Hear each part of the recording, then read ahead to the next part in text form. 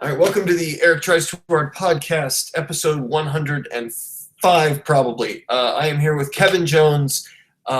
Kevin, how are you doing this fine evening?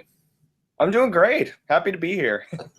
Yeah, dude, okay, so I want to, the way I know you, and we'll talk about this later on as we get to that, is I know you from the Hard Times writing staff. And it's been really cool to just be in that group and meet all these great comedy writers. But tell me well, I was going to say, you're one of my more, even just in this 30 seconds, excited podcast guests. And that's actually reflected. I could have guessed that about you from our messages. And I relate to that, by the way.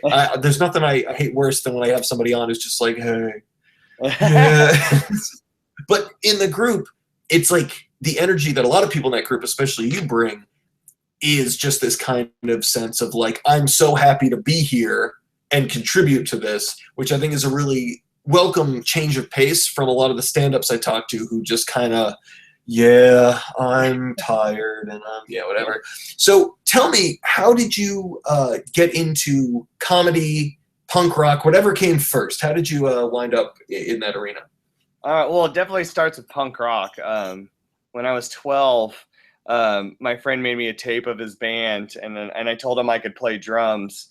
And on the tape of this band, which was just him and his friend, guitar and bass, like playing these just awful songs. So he put on Dead Kennedys and Descendants, and I was like, oh my God, what is this? And at the time, I was a total metalhead. I was listening to Megadeth, and Metallica, and when I heard this stuff, it was one of those things where, that moment you were like, oh, I think I have an identity now. Like, I think I'm like so into this. Like, this is who I am. And so I just went full bore into it. I remember buying, I'd walk around everywhere with a Walkman and always have in my my fanny pack, like every Dead Kennedys album or Descendants album.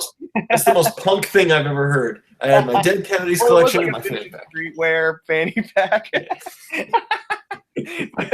but yeah, and then I started writing for zines. I actually made up my own zine called Flush per Quacky. And I what year would this be? Just so we have an idea for the zine stuff. What year would this be? This was like 93, 94. Okay.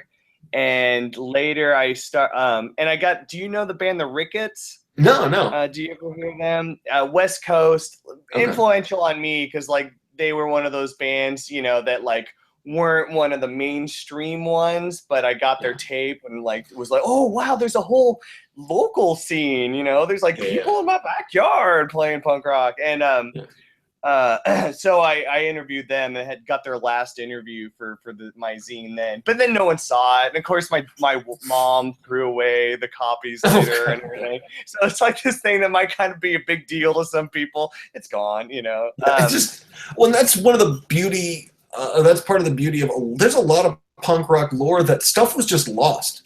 And stand-up comedy has that too, if you go back far enough. There is stuff that's just lost. Blues, jazz too, And punk is one of those, probably the most current thing that had things that were just lost for one reason or another. Oh, and I bet too in the 90s, it's even more, it's even more so because of all, for one, the output, the fact you had 4-track tapes and stuff like that, it's just everybody could do anything. It's nobody thought anything about it, Yeah. And the fact that the fact that punk was it was a genre where you were allowed to have shitty audio recordings. And so it was punk bands I think that's what led to so many more underground punk bands than there were underground grunge bands or underground pop bands, because you didn't have the technology to make something that could sound the way the genre was supposed to sound. So that makes sense to me. Yeah. Technology. Yeah, exactly. And also, I don't know, I've come to love that sound too, that lo-fi. Me too. Compressed. I can't. That's why, now I almost, because punk is so glossy now and a lot of quality. And I'm not I don't get into it from the hardcore and metal side. I get into it from the pop punk side that led me to melodic punk and then harder punk. So one of the things I love listening to now is a lot of subsections of folk punk.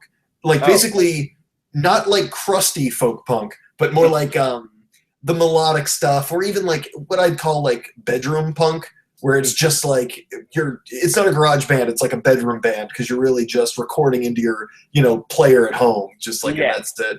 I love that sound. What do you think it is about that sound that's so like, that speaks to people? Well, I mean, I think if you got the songs, you can sell anything, no matter what the medium is, for sure.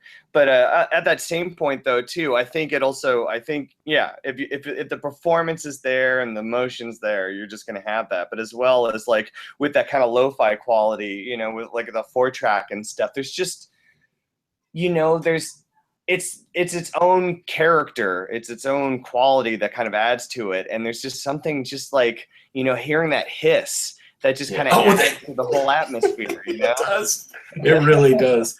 That's so crazy. I've had so many bands that I love, that friends, roommates of mine, who are just like, I can't do it because the hiss, or because of some other hiss type factor, and I'm like, it adds to it. Yeah.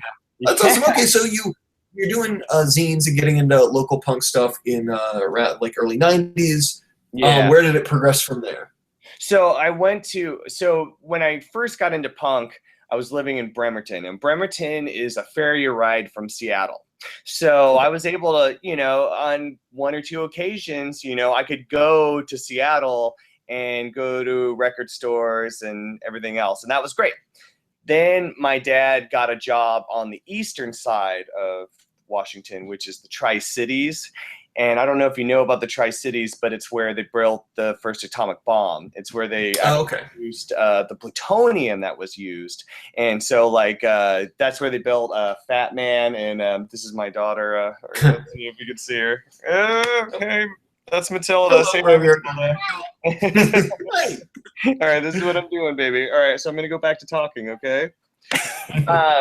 So anyways, so when I moved over there, it was like right when my love of punk rock was starting, but then I was stuck in the middle of nowhere. The first day I got there, I went to go find a place to skateboard. I'm in my Descendant shirt. I got my skateboard. I'm walking down the street to like a Taco Bell, and I see a tumbleweed rolling down the street. And the only time I had seen tumbleweeds before this was like, in cartoons, when they wanted to really show how like desolate and lonely a place is. Yeah. And I see one rolling down the street, gets stuck under a car, and the car just drives off with the scratching behind it.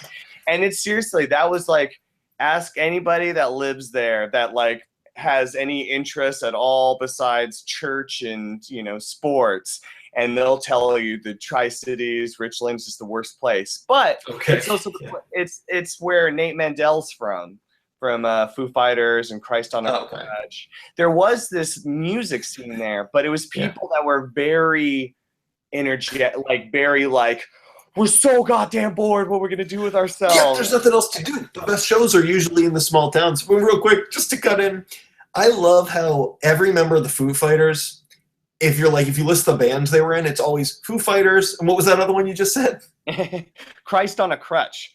Christ on a Crutch, and it's like Foo Fighters, Bloody Death Stool, Foo Fighters, like they all were in just like the most brutal sounding bands, and then the Foo Fighters. I love that. Sorry, keep going. I just think that's so funny. Except for the drummer, who was Foo Fighters, Alanis Morissette. Oh yeah, the Taylor. Yeah.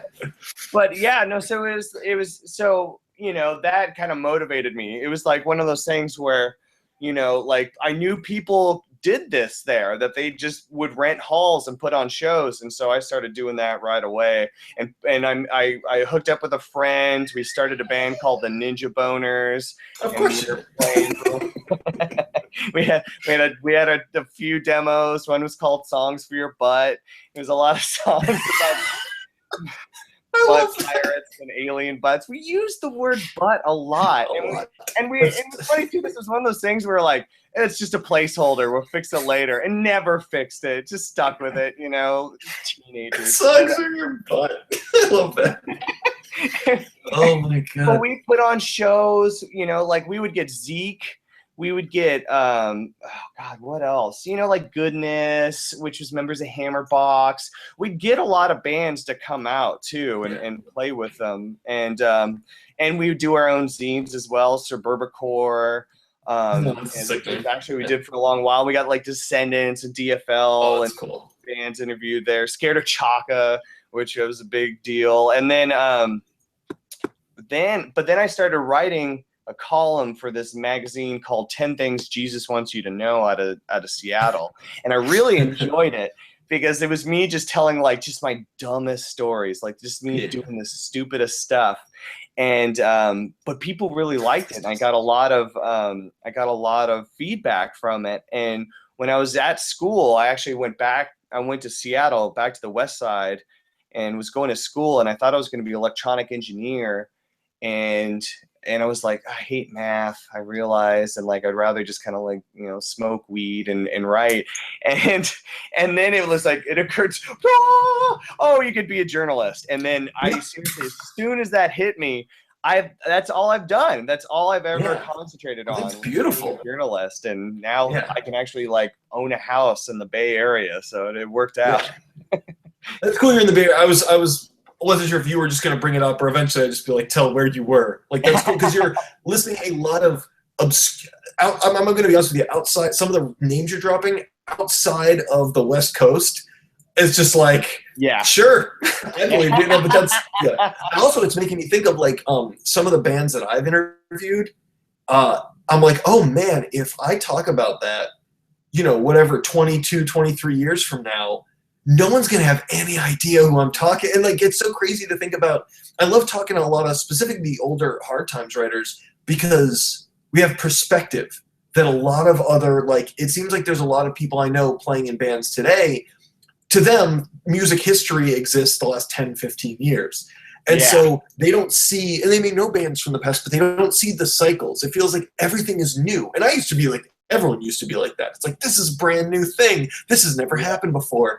And seeing all these cycles is crazy. It's like I was having a conversation with, I mean, you keep mentioning the Descendants. The Descendants are considered a seminal, you know, classic pop punk band, and that still to this day holds water. But I was talking to one of the other Hard Times writers about this because I told him I was in a pop punk band. And he was like, "Oh, so like I bet all the kids are like obsessed with I forget some other obscure like Screeching Weasel or whoever." And then I was like, "No, they don't know who that is." To them, and this is not a joke, and I still I'm trying to figure out how to turn this into some like headlines. But one of the biggest cred bands, like the biggest cred in the pop punk scene now, is Good Charlotte. That is considered it's Good Charlotte and Newfound Glory are the big ones. Well, and I remember, I remember in Newfound Glory like getting their CDs when I was at the college paper and going like, oh God, what is going on? You know, it was like that was like post Blink 182. You know, that was the thing. It was like that start from like at least Green Day, like when they got big, they were still kind of hard 3-chord punk. They were a punk band who could play their instruments. That was the big difference. Yeah, and it brought up Lookout. So the bands that got big with them were kind of more the Lookout related bands, which you could appreciate. Which is really cool. You know? Yeah. No, they had their cred. But then when you had this, when past that Blink 182, Newfound Glory, Simple Plan, Jesus, you know, it became this like just pop, or Sum 41, you know, like when people are like rapping in the middle of the songs, and it's like, I don't love rap, I don't like rap in my punk, you know. Dude, I actually have a theory about that because I was how old are you? I'm assuming you're about 4 years old. 35.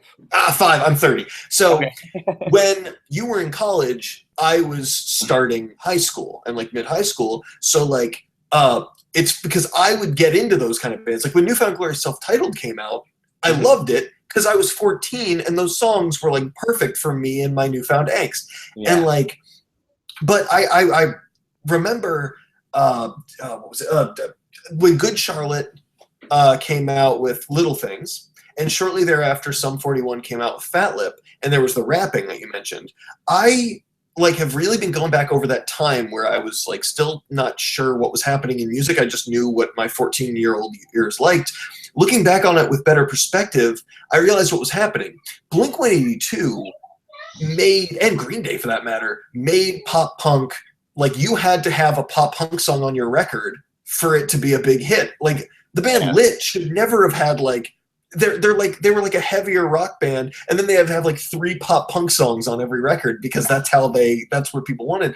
Same with a lot of indie rock bands, or call them what you want, but like bands like Wheatus putting out a song called Teenage Dirtbag in the middle of like a pop indie like career. It was just the weirdest thing.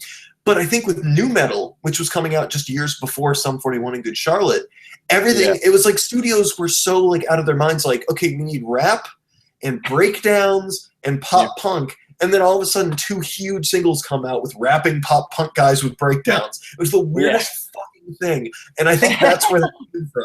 Because they never did it again. That went fast.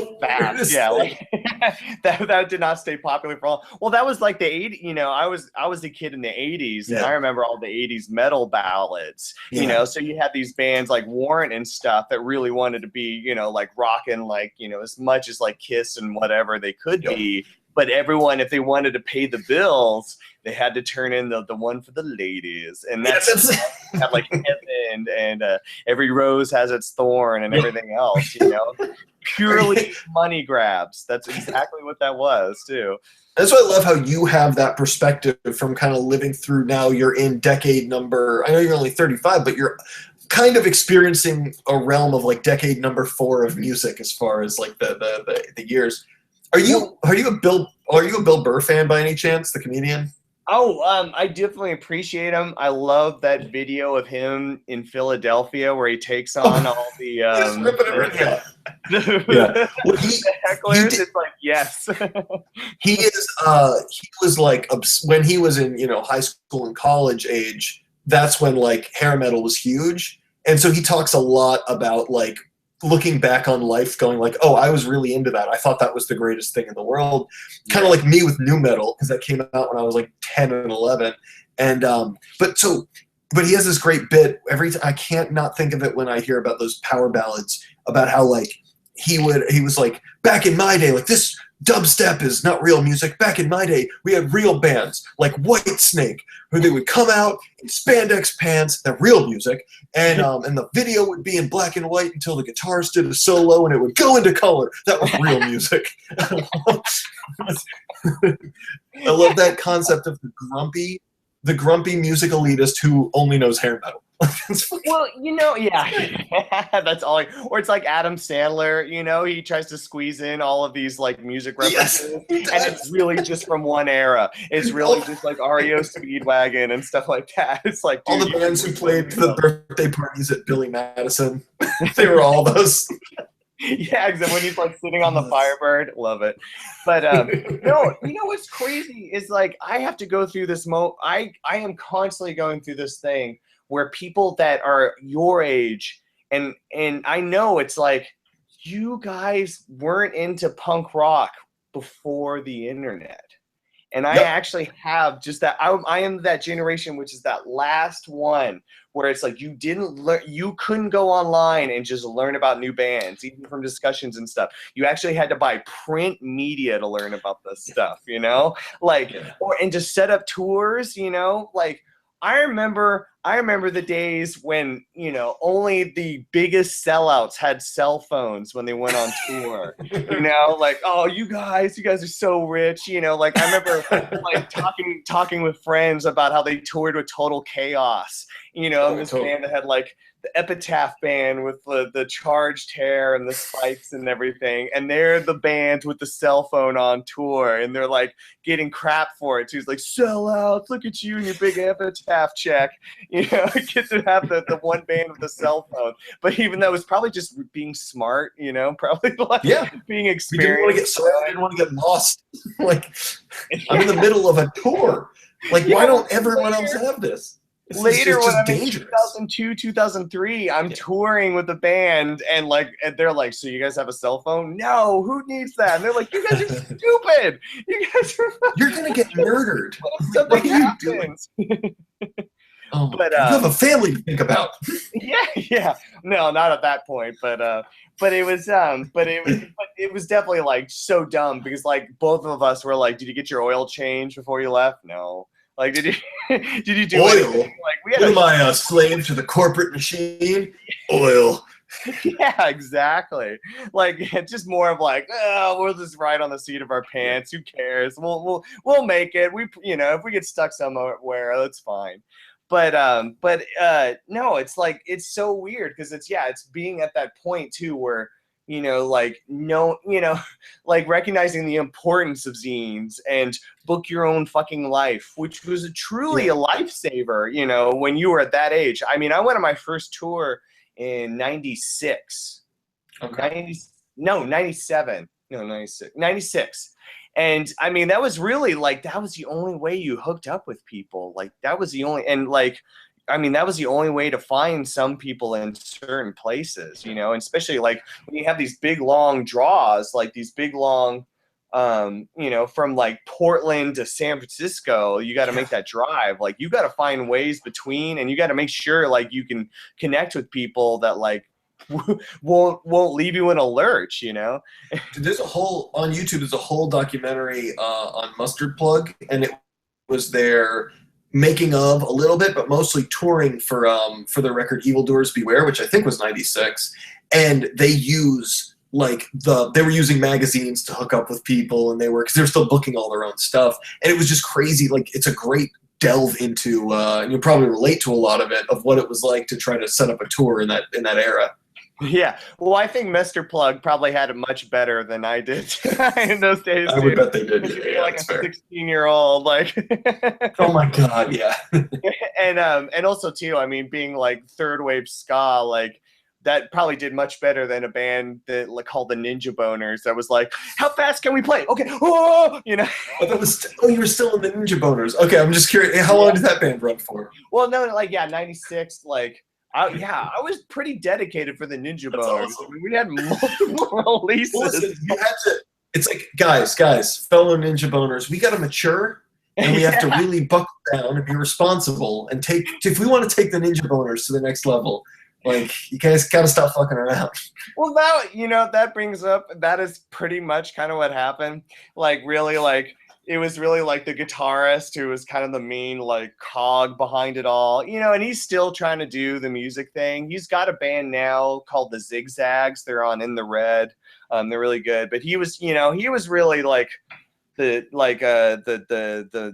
engine behind the whole project. And when he was like, I'm done, it's like, yeah, okay, then it's done. And he started a band after that. And it was like him trying to go emo, though. It was like 97. So he's, listening to Nation Ulysses, and he's trying to do kind of more like that, Right to Springs kind of stuff. And so we had a band called Christ Riot, and we had a singer that would play. We had a singer that would play a djembe drum, and at one point, like during a jam, pulled out a didgeridoo, and we're like, oh man, I don't know, I'll give it a shot, That somehow sounds more ridiculous than the Ninja Boners. Yeah, the best part was though is that the Ninja Boners were like popular enough that they were actually like. There was a desire for a reunion, so we did do. Oh, that's cool. Yeah, that's awesome. All right, well, when did this transition into? So you were essentially, you're playing in bands, or in a couple of bands, and then but on the side doing this journalism thing that you did you always know you were going to pursue it? Like, this seemed like the thing that was going to actually sustain your income. Yeah, no, that was the whole thing, because I really so I came from a military family. My dad was like telling me in the car what I was going to do when I grew up. And that is literally no joke. It was since I was like 5, 6, 7, sitting in the car with him telling like, you're going to be an engineer. You should choose what engineer you want to be.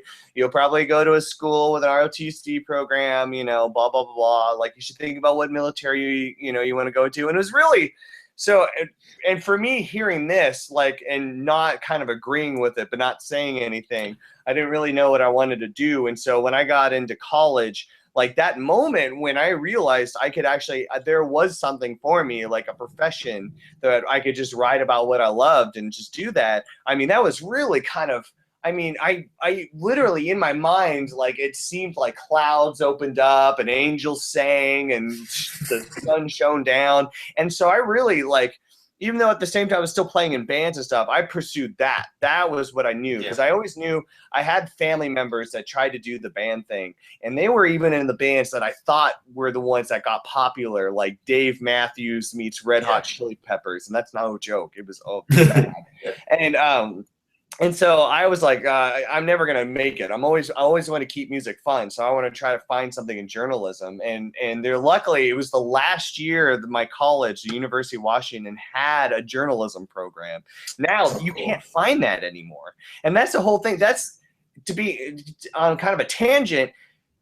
There's like, you see this kind of issue with journalism and bloggers now, because one, you have no place to really go get an education as much, you know, like you have some programs, but they're very tracked, and it's much more about using the media, using online, you know, like how to write on a WordPress site, and like using like different polls and data and stuff, instead of just like the actual foundations of, you know, the ethics. Like you need to have stuff triple sourced, like you need to, or at least like know who to attribute things to, like you need, you know, when to publish something, like when you should, you know, like, so you're saying you shouldn't link a Tumblr blog. So you're saying you shouldn't link a Tumblr blog to support a statement that supports a Wikipedia page from another Tumblr blog. That's not enough. That's not triple sourcing. Yeah, you can't do that? yeah, exactly. Especially when you look into it, it's all coming from the same source. That's the biggest thing. It's like everything's coming from one thing. It's like, oh my god, damn it! No, you need to talk to other people. Like you can't just be this one guy who saw something on a discussion board, you know. And that's it's really, that's the thing. So I was lucky. I got that last bit of education, and then of course when I graduated, it was the first .com bust. So this is like 2002, and everything goes into the crapper. So I actually went into electronics manufacturing. Like I actually, and was like writing in my diary, hoping one day I would like get a journalism job. And then I came down here, and actually, after working in a bookstore for a while, got into a newspaper job. But we're talking like the start, like this was basically a college newspaper, but like, you know, privately owned. And I was literally like gluing the newspapers together and like going out with like the cheapest digital camera I had. Like the computers I had to use, I swear, were being run by squirrels. Like it was really, I was really like I was covering, and what I was covering was even more ridiculous, because it was like golf cart parades, goat thefts. I literally wrote a story about a goat theft. Donkey basketball. Do you know what donkey basketball is? I have an image in my head. It's where you basically bring a bunch of donkeys and you ride around and try to shoot hoops, but you can't like shoot or move the ball until you get the donkey to move. And I oh my god, like, you know, and they're shooting on the floor everywhere, and like it's just you know, it's disgusting, and like the people are like kind of abusing the donkeys too. I remember. I like to imagine that was the take you had on it for your article. Was like you took the human rights take. Yeah. Or not human rights, I mean animal rights. Yeah, exactly. No, in this town, like, which was like a town of 10,000, like. No one would take that. That was definitely like a Bush supporting town right there. I was definitely not fitting in. I would tell people like, no, I actually appreciate I appreciate paying my taxes because I see what I get back. And people like, oh my god, you freaking liberal, you know. But anyways, but I remember watching this donkey basketball game, and this one guy, he's like, you know, he's playing up to the family behind me who are obviously his friends, and he's like pulling the donkey, and then he's walking behind it and trying to kick it, and he's like, hey, look, I'm kicking my ass.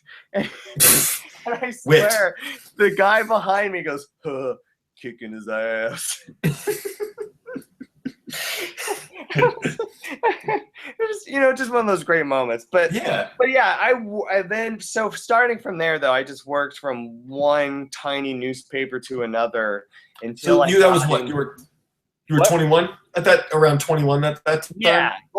No, Okay. like through my mid-20s, it was like Okay. tiny newspaper to another tiny newspaper and doing freelancing for like Tape Op and other magazines, like whatever I could get, or like the occasional weekly or whatever. And then I got into grad school. I got into J school, UC Berkeley's School of Journalism, Graduate School of Journalism, and then everything went up from there because it was really That's awesome. that's like Yeah. such a great program. I seriously took writing classes with Michael Pollan, and like filmed Robert Reich and Lowell Bergman, and like it really kind of opened. I tried out radio, but I also too it taught me about new media, and that's my saving grace. The fact that I learned how to code and do everything else, and Flash even, which no one uses anymore. But man, I used to be able to rip it up on Flash. It taught me all this stuff, and that got me into to the kind of the daily newsrooms, and that's where you can actually make a living, and I mean really support yourself, and you do the real work. You're doing the stuff that people read all over the world, and it really makes a difference. And that's what happened when I got into KTVU, which is the local Fox affiliate. I worked there, and I cover things like Oscar Grant shooting, which the Fruitvale Station movie was based on. That was actually the first person to handle the video, like that video that everyone's seen that's played a million times. I was the first person to see that and put it online, and I later have a Peabody. So it's like stuff like wait, that. what? Yeah, I'm on a Peabody for that. Oh my god, that's amazing! Holy shit! Yeah. How is that not the first line of your bio? How do you not go on this podcast or anywhere you go, the bus station, the supermarket, and just everyone attention on a Peabody? Just make sure everybody knows. Okay, proceed. Well, that's awesome. So oh no, go for it. What's up? I was just gonna say, it's a station effort for one, and even though I had this significant part to play with it, on that same point too, when you're online and when you're more behind the computer instead of front of the camera at a TV station, your name's not getting on anything, Yeah. And that's tends to be the way it is in a lot of cases. There's a lot of people in this country and world who, when they see a movie, think that the actors wrote their lines. Yeah. That's a thing, which blows me away. But I mean, whatever it is, that's cool that you were recognized in some way. But that's awesome. Okay, well, so obviously you do creative stuff for a living, but on the pure entertainment side of creativity, how did you get into, what other than the hard time stuff, could you tell us about the other creative interests that you have? Because I know I mentioned, is it a radio show, a podcast? What's the thing that I heard? So I sent you that clip where I talked with the guy doing the Mark Wahlberg impression, right? Yeah. Yes, So, and he is the same guy who did it, who does it on Doug Benson, and I'm sure plenty of other places. That impression is so good. Yeah. So unbelievably good. Anyway, you were great with them too. It's always it's the job of the host to get the content out of them, and you did a fantastic job with that. I really liked it. So what was that? Thank you. And the thing about it, so I really loved audio, and when I the last band that I was in that had an LP out, or no, I guess, okay, so after I moved from Seattle down to California, I got into recording. I got a 4-track, and I started reading up about mics and recording, because I had such a bad experience with the band I was in before then that I was like, I want to learn how to do this stuff on my own. And so I got really into learning mics and stuff, and wrote for Tape Op. I mean, I was the guy that was memorizing the product names and everything else. And when I went to grad school, like even though I was usually doing this for music and stuff, when I got the chance to do radio and audio, I was all over it. And radio stories were this amazing mix of the two, whereas this both of like you're composing a song in a sense, but you're also doing journalism. You're telling a story, and you have to get your facts straight, and you have to know what to tell people, like what's important, what's not going to waste their time. But you also have this whole sound element, so you're trying to make it musical, and when you realize like all that goes into it, things like Radiolab and stuff, I mean, those guys, you truly see their genius. And I was really lucky too, because the guy I was with, my teacher, was this guy Ben Manila, and he has like his business is his name, Ben Manila Productions. He actually started the class. He's like, "Hi, my name's Ben Manila, and I'm one of the best producers in the country."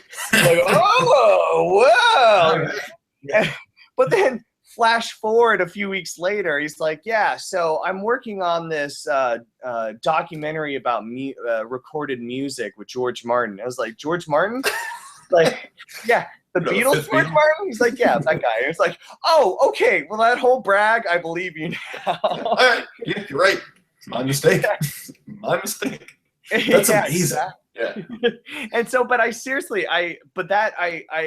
see, he pushed me, and he was really like, you should just go for it. Like, you should just do what you want to with music. Because when he was teaching, he wasn't just doing like, here's a news report, here's Ira Glass, he was coming in and bringing music. He was bringing in Beatles songs and breaking down the mixes and stuff.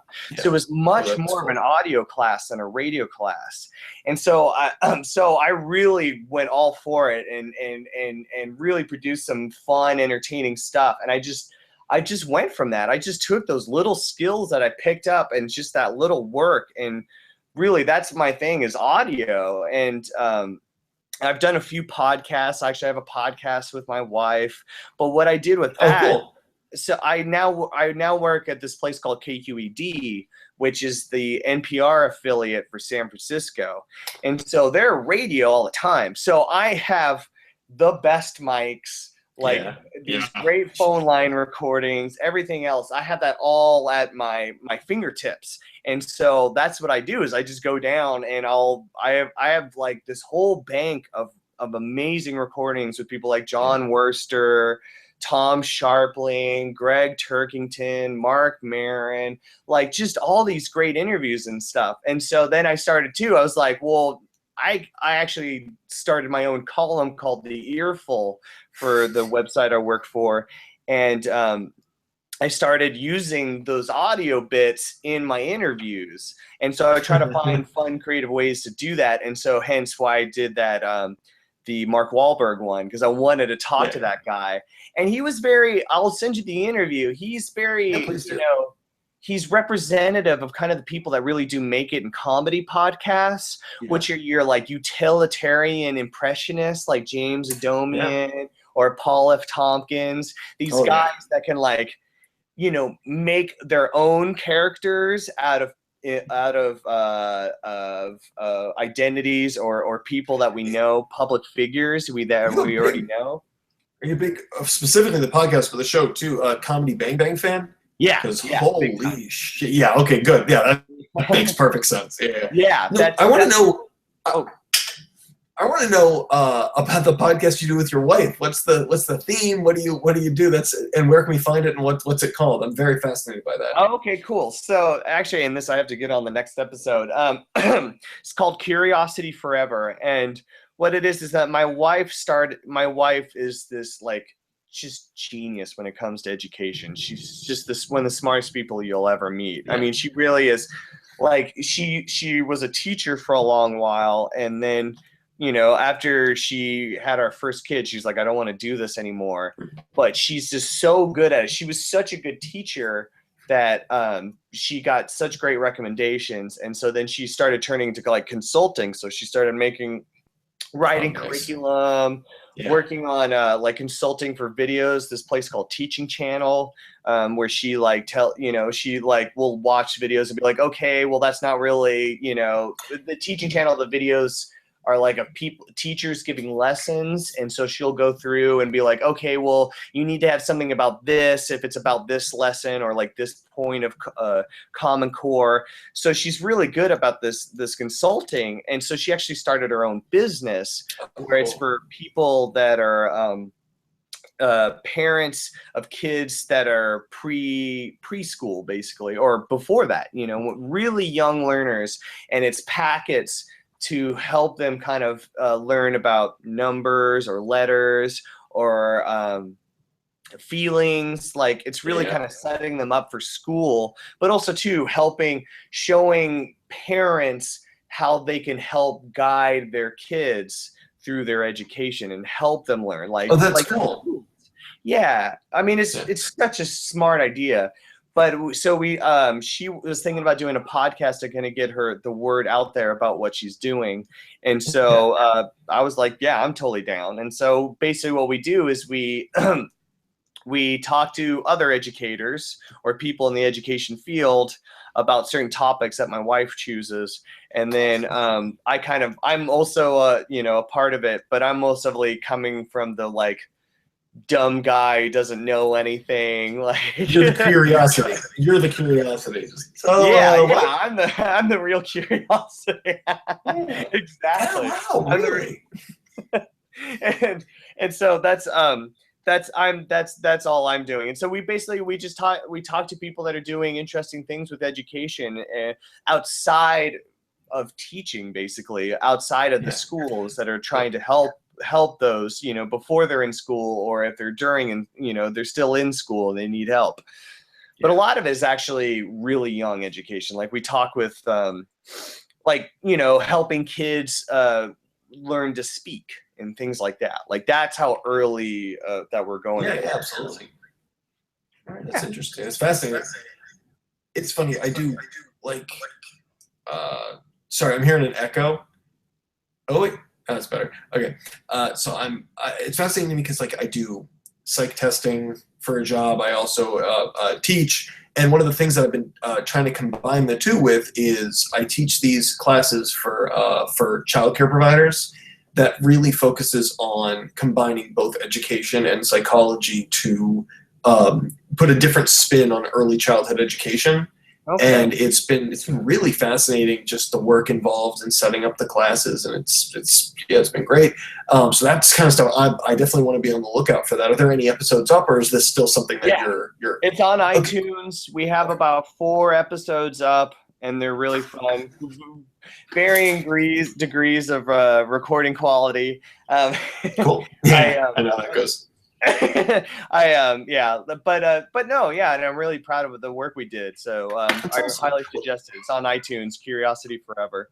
Well, you now have another subscriber. Are you okay? So tell me, how did you get involved? Before we head out, how did you get involved in the Hard Times, and when was that? So it was so funny. I'd been Facebook friends with Matt. I've never met Matt. I've never walked up and said hi. Matt runs the site, thehardtimes.net, along with a couple other guys, but it's Matt founded it. Yeah. Sorry, go on.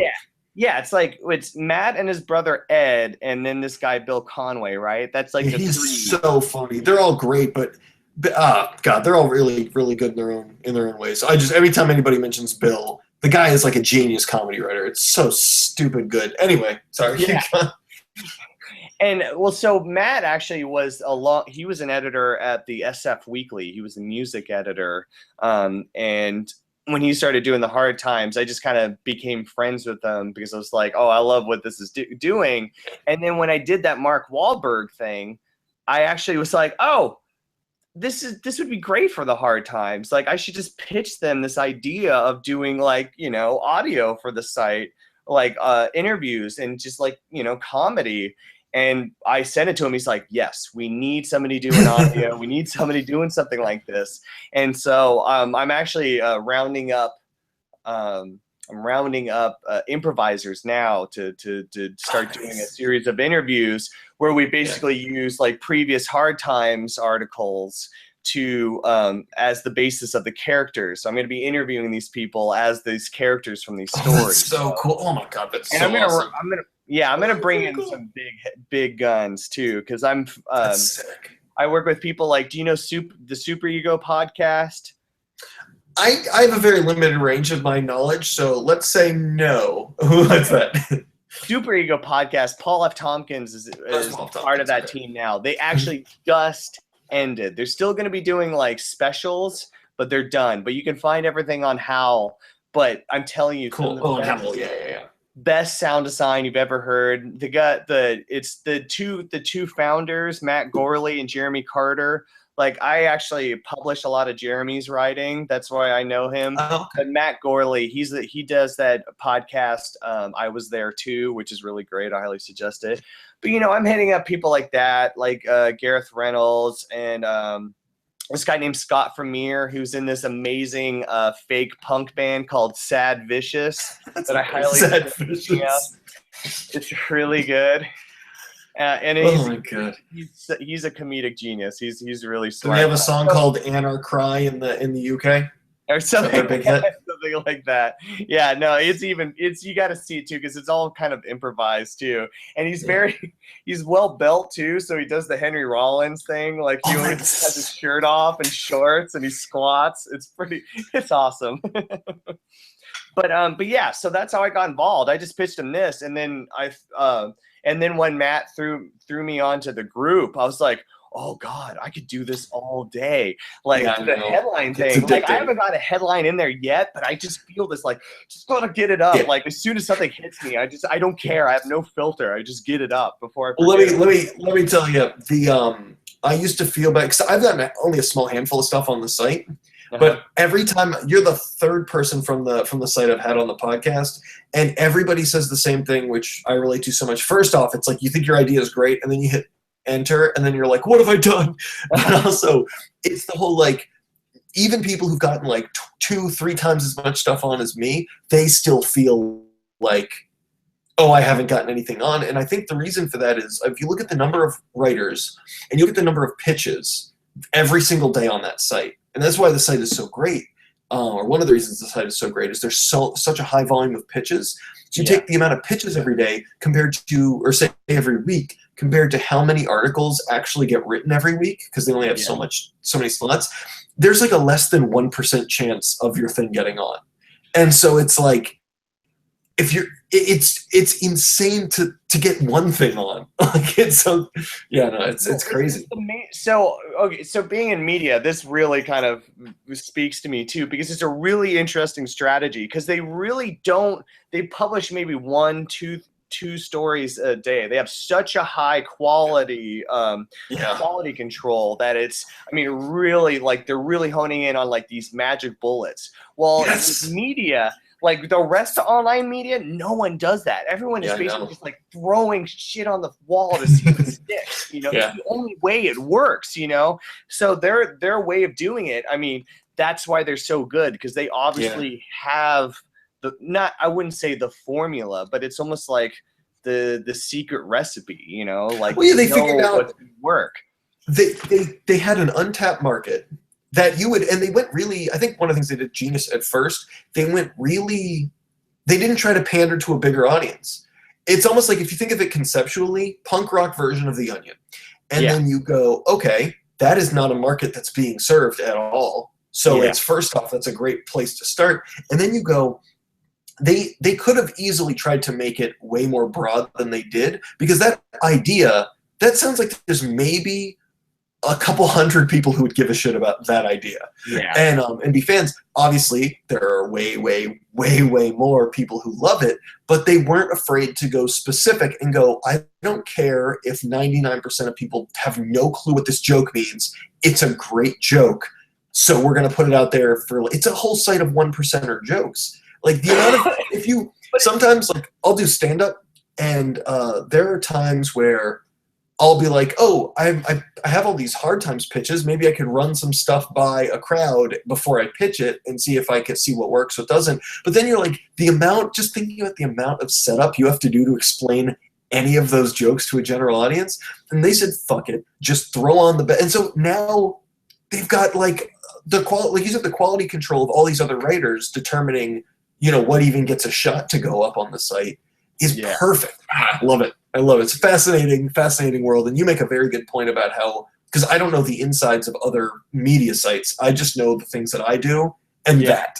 And so to know that like that's not the norm is fantastic. Like it's really cool to see that. Well, they really, and it seems like they didn't start with the idea. They started with the stories. Like they had this great story that they had to get up, or like these great headlines and they had to get up. And that's the thing. And they're so good at like tapping into like what's going to work for our site that, I mean, you know, that's where they're getting support from the Onion, you know, because there's there's so, and that's the thing too, is like, I mean, the Onion's been around for a long time, and there has been a lot of parody news sites that have tried to rip that off. Even now it's huge. I see news sites popping up every day. But yeah, keep going. Tell me about it. Yeah, and so it's like they could, you know, so this late in the game to be the skyrocketing comet that they are, you know, that really shows how good they are, like how good the people are that are involved, because they're they're superstars at this point, you know. Yeah, that's so crazy. I wouldn't be surprised. Just watch. They'll probably get some deal with Vice. Like they're probably going to get bought up by Vice, and and then we won't talk to them again, you know. And then we go, listen, guys, we're gonna. This group, they just leave the groups quietly. We're all still pitching ideas. Wondering why nothing gets on. Exactly. We need more jokes about pinky rings. Oh my god! All right, well, Well, that's awesome. Oh my god. Well, thank you so much for coming on and and sharing stories. And I also do this podcast with groups, usually of comics, but I have whoever on who wants to come on. If you're ever interested, let me know, and I'll happily throw you on one of those. I love doing them. Well, thank you so much for coming on. Could you give us any plugs, anything where we can find you online? Well, I do have a website that I think I'm going to go back to called Lemon Session, and it's lemonsession.com. It was a record label I had. Try not to type in party instead of session. Yeah. I mean, I still have like thousands of records sitting around my garage, so feel free to buy some. I would greatly appreciate it. And you can also go to you can go to your other site, goatlee.com. Just almost fucked up. Sorry, you keep going.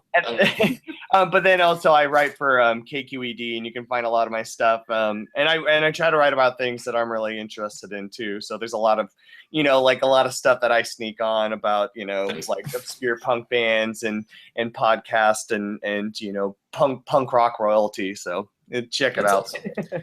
All right, cool. Well, you can find other podcasts. Now I'm talking to the audience. I'm not pitching you my own website. You can find this podcast and more like it at erictries2hard.com. Also, Eric Tries Too Hard on YouTube, on iTunes, and you can find my music at bandcamp.com/Eric Tries Too Hard, and hit me up at Twitter at Eric Tries. Oh, Kevin, do you have a Twitter? Oh, Lemon Session. Nice. Lemon Session. Yeah. Excellent. All right. Well, thanks again for coming on, man. I'm looking forward to talking to you more in the group and online, and I hope to talk to you again. Cool. Talk to you later, man. All right. See you.